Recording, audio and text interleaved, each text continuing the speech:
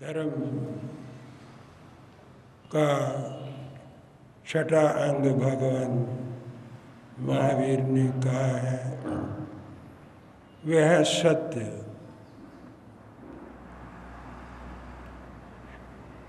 प्रश्न व्याकरण सूत्र में भगवान महावीर ने अपनी वाणी में ये फरमाया है कि सत्य, अहिंसा और ब्रह्मचर्य से भी कठिन व्रत है। जो लोग अहिंसक होते हैं या अहिंसक होने का दंभ करते हैं, प्रायः वे सत्य से भी कभी दूर रहते हैं। उनके अहिंसा व्रत में प्रदर्शन होता है, दिखावा होता है, लेकिन उसके पीछे सत्य का प्रकाश नहीं होता। ब्रह्मचर्य सबसे कठिन व्रत माना गया है, लेकिन भगवान महावीर ने ब्रह्मचर्य से भी सत्य को ज़्यादा कठिन कहा है। ब्रह्मचारी लोग भी झूठ बोल देते, वस्तुतः वो ब्रह्मचारी होते नहीं, लेकिन दुनिया को दिखाते हैं कि वो ब्रह्मचर्य का पालन करते हैं। इसका पालन शरीर से कोई कर सकता है, वाणी से भी कोई कर लेगा, लेकिन मन के द्वारा इसका पालन करना बहुत कठिन है। अगर मन के द्वारा किसी व्रत का पालन नहीं होता तो उसके पीछे पाखंड, दंभ, कपट, छल उसके पीछे छुपे रहते।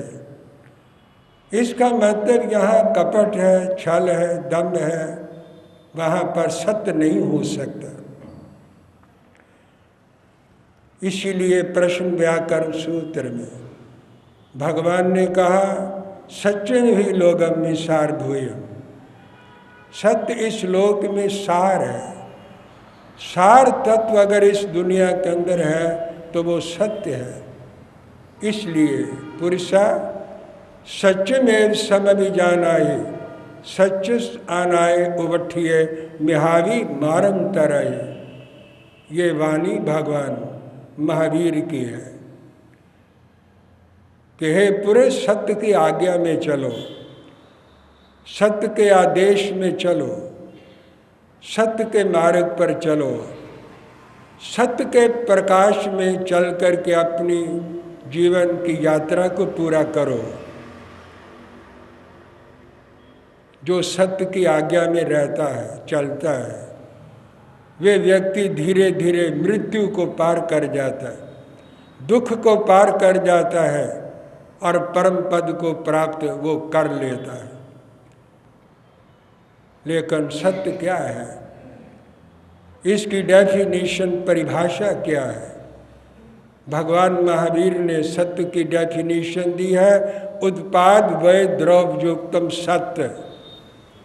जो चीज़ पैदा होती, पैदा होकर नष्ट हो जाती, नष्ट होकर फिर बनी रहती, जो चीज़ हमेशा बनी रहती है वो सत्य है। सत्य को कोई मिटा नहीं सकता।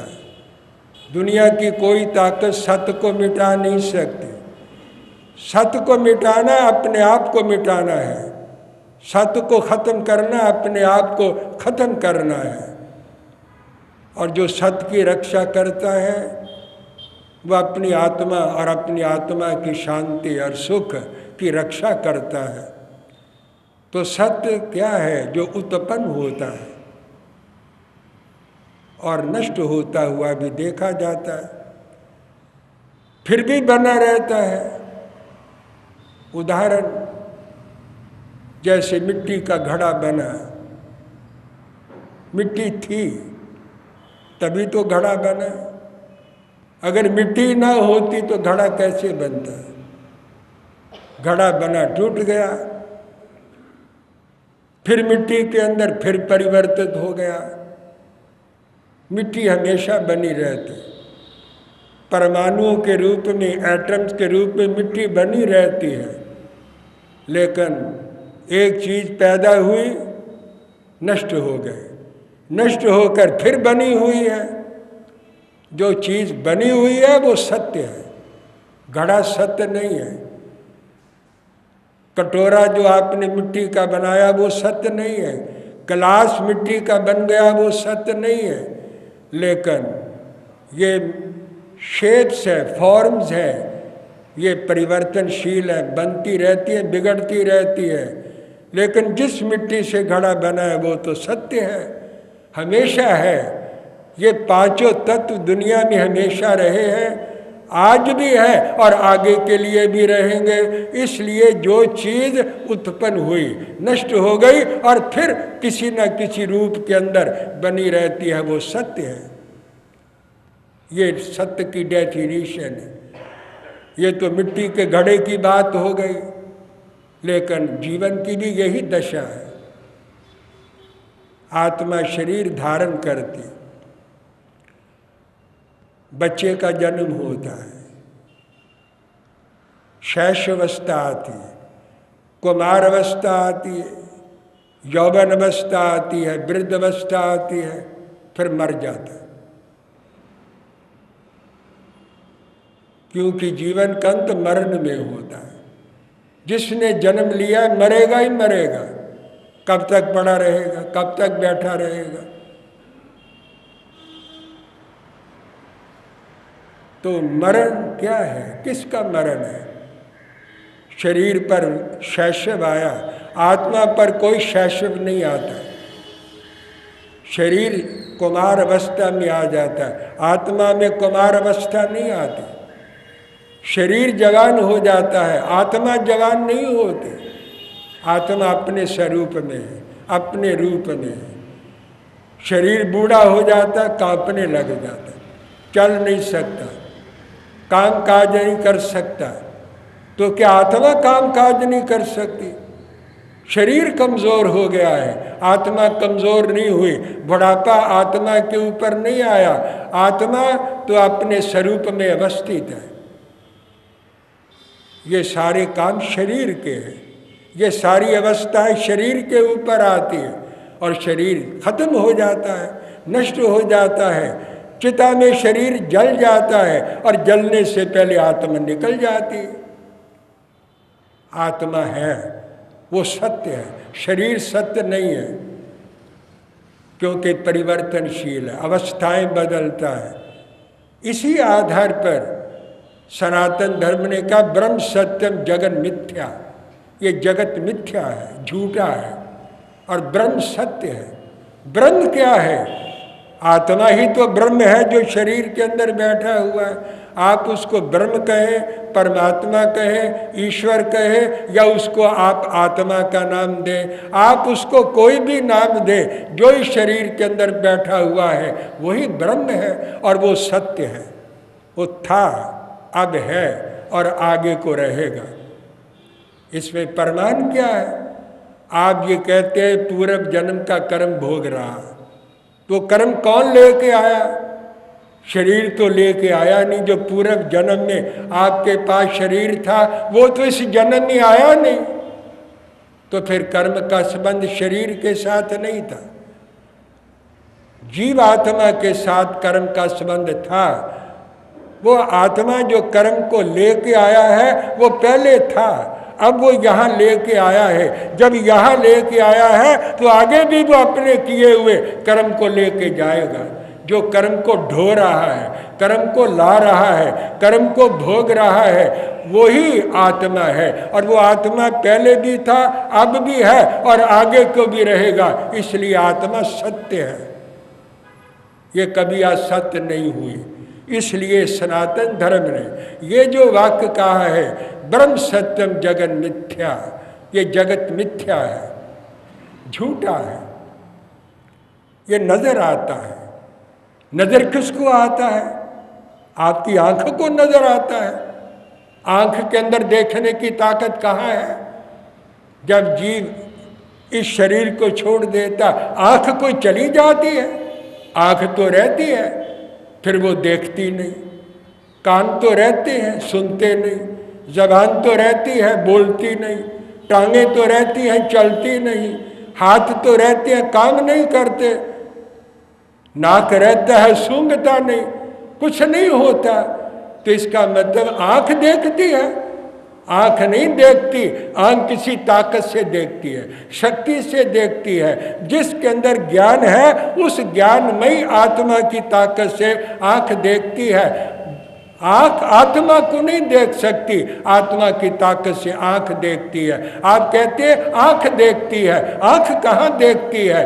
जिस ताकत से आत्मा आंख देखती है उसी को आत्मा कहते हैं, वही ब्रह्म है, वही सत्य है। इसलिए ये बात कही गई कि जगत मिथ्या, ये जगत झूठा है, मिथ्या है, ये कोई सच्चा नहीं है, ये परिवर्तनशील है, बदलता रहता है। लेकिन आत्मा एक रूप रहती है, वो कभी बदलती नहीं।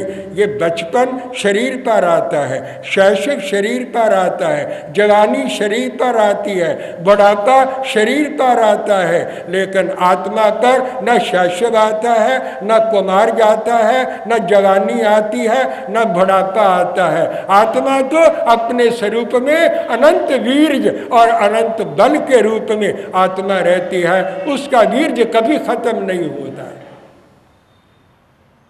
तर्कड़ी तोलने वाला व्यक्ति तर्कड़ी तोलता है, वो कमजोर नहीं है, ताकत रखता है। पहले भी उसे तराजू को उठाता था, तोलता था, तराजू पुराना हो गया, उसकी डंडी पुरानी हो गई है, उसके जो पलड़े हैं वो पुराने हो गए हैं, कमज़ोर हो गए हैं, उसकी रस्सियाँ जो है वो कमज़ोर हो गई है। तोलने वाला कमज़ोर नहीं है। अगर वो उस कमज़ोर तराजू से अगर कोई चीज़ तोलता है, तराजू टूट जाता है। लेकिन जो तोलने वाला है वो तो उसी तरह बलवान है।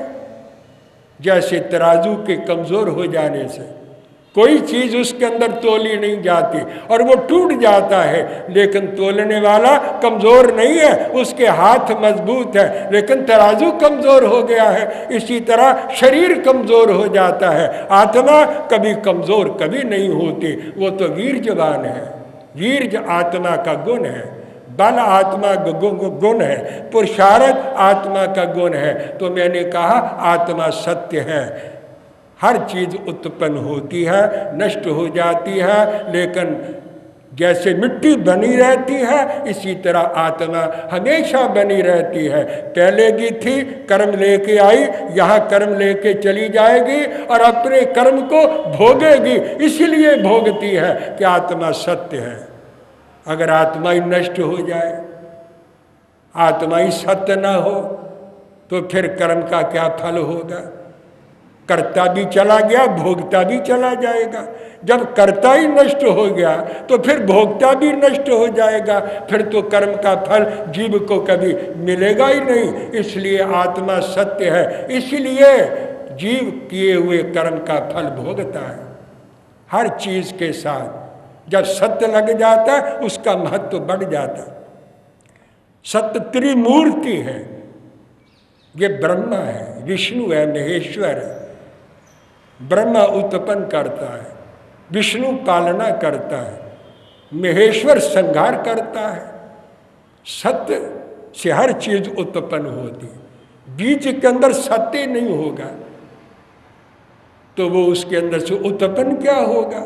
बीज में सत्य है, बोया जाता है, अनुकूल परिस्थितियां मिलती हैं, अंकुर निकल आता है। अगर उसके अंदर सत्य ही नहीं है, जला हुआ है, सड़ा हुआ है, गला हुआ है, तो उसके अंदर से अंकुर कैसे पैदा होगा? सत्य होता है तो उसके अंदर से अंकुर पैदा होता है। तो सत्य से हर चीज उत्पन्न होती और सत्य पालना करता है, यही रक्षा करता है, यही इससे सुरक्षा होती है। इसलिए इसको ब्रह्मा और विष्णु कहा गया है। और सत्य जो है वो असत्य का संहार करता है, इसलिए वो महेश्वर है। झूठ, कपट, छल, फ्रेब, धोखा, कूटनीति ये सत्य के सामने खड़े नहीं हो सकते। एक बार अंधेरे में भगवान के आगे जाके शिकायत की सूरज की, भगवान सूरज की शिकायत की कि मैं यहाँ जाता हूँ वहीं सूरज पहुँच जाता और मुझे वहाँ से भगा देता। मेरी रक्षा की जाए, मेरी बात सुनी जाए, फरियाद सुनी जाए। मैं यहाँ जाता हूँ, अंधकार कहता, अंधेरा, कि वहीं सूरज का प्रकाश पहुँच जाता, सूरज पहुँच जाता और मुझे वहाँ से भगा देता। भगवान के सामने सूरज ने, इस अंधकार ने जब ये सूरज की कंप्लेंट की तो भगवान ने कहा मैं सूरज को बुलाऊंगा। सूरज को बुला लिया। तुम अंधेरे के पीछे क्यों पड़े हुए, अंधकार के पीछे क्यों पड़े हुए? सूरज ने कहा बात तो आपने ठीक कही है, जहाँ मैं होता हूँ वहाँ अंधेरा नहीं रह सकता, लेकिन अगर ये बात उसने मेरी शिकायत के रूप में कही है, देखिए मैं भी खड़ा हूँ और अंधेरे को भी बुला लो, अंधकार को भी बुला लो। भगवान ने कहा सूरज जहाँ तू खड़ा होगा वहाँ अंधेरा कैसे खड़ा होगा? तेरे सामने अंधेरा खड़ा नहीं हो सकता। तब सूरज ने कहा अगर आप न्यायाधीश बने हैं, न्याय करना है तो दोनों पक्षों को सुनना होगा, मेरा भी पक्ष सुनना होगा और अंधकार का पक्ष भी सुनना होगा। ये तो बात नहीं हो सकती, अंधकार आए और वो अपनी बात कह जाए और वो चला जाए, फिर आप मुझे बुलाएं और मेरी बात सुने, ये बात नहीं बन सकती। अब मैं भी खड़ा हूँ और अंधेरे को भी बुला लो और मेरे सामने उसकी भी बात सुनो और मेरी भी बात सुनो। भगवान बोले ये काम बहुत कठिन है कि यहाँ तू होगा वहाँ अंधेरा कैसे खड़ा होगा? आप समझ लीजिए, या सत्य का सूरज होगा, सत्य का सूरज खड़ा होगा, वहाँ पर अंधकार कैसे खड़ा होगा? वहाँ पर छल कपट धोखा धड़ी फरेब इस प्रकार की माया वहाँ पर कभी खड़ी नहीं रह सकती। यहाँ पर कि सत्य खड़ा होता है। इसलिए सत्य को त्रिमूर्ति कहा, ये ब्रह्मा है, ये विष्णु है, ये महेश है। सत्य का जो प्रकाश है वो सारे इस पापा अंधकार को नष्ट कर देता है। और सारी दुनिया अगर टिकी हुई है सत्य के आधार पर टिकी हुई है। अगर सत्य ना दुनिया के अंदर हो तो दुनिया कभी खड़ी नहीं रह सकती। हर चीज के साथ जब सत्य लगता है उसका महत्व बढ़ जाता। गुरु दुनिया में बहुत है, हर व्यक्ति गुरु बन जाता है। आज दीक्षा ली कल गुरु बन गए, वंदना होने लग गई, लोग हाथ जोड़ने लग गए, वो भी समझने लग गया मैं गुरु बन गया। गुरु बनने में देर लगती, लेकिन सदगुरु, गुरु के साथ सदगुरु शब्द लग जाए गुरु का महत्व है।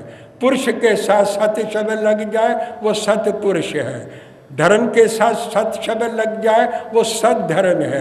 अगर संग के साथ सत्य शब्द लग जाए वो सत्य संग होता है। मार्ग के साथ सत्य शब्द लग जाए वो सन्मार्ग बन जाता है। विचार के साथ सद शब्द लग जाए वो सद विचार बन जाता है। वाक्य के साथ सद शब्द लग जाए वो सुवाक्य बन जाता है। और आचार के साथ सद शब्द लग जाए वो सदाचार बन जाता है। बुद्धि तो बहुत लोगों के पास है, वो चतुराई प्रधान है, कपट प्रधान है। अपने काम सिद्ध करने के लिए बुद्धि का कौन प्रयोग नहीं करता, लेकिन सद शब्द अगर उसके साथ लग जाए वो सद बुद्धि बन जाती है। नीति का चक्कर कौन नहीं चलाता, सभी नीति का चक्कर चलाते हैं, लेकिन नीति के साथ सद शब्द लग जाए वो सद नीति बन जाती है। नाम के साथ सत्य शब्द लग जाए वो सत नाम बन जाता। सारे नाम झूठे हैं, जो ये नाम रखे गए हैं माता पिता ने, जो नाम जिसका रखा है वो सब झूठा है, वो मिथ्या है। वो इसी धरती पर लगे हैं, इसी धरती पर वो खत्म हो जाते हैं। वो नाम अगले जन्म में कभी नहीं जाएंगे। नाम सब झूठे हैं, एक नाम सच्चा है, सत नाम, भगवान का नाम। ब्रह्म का नाम, ईश्वर का नाम, आत्मा का नाम वो सच्चा नाम है और हमेशा रहता है। मैं इस सत्य तत्व के ऊपर शेष बातें फिर कल के प्रवचन में आपके समक्ष प्रस्तुत करने का मैं प्रयत्न करूँगा। विराम ले रहा हूँ। जय अहिंसा।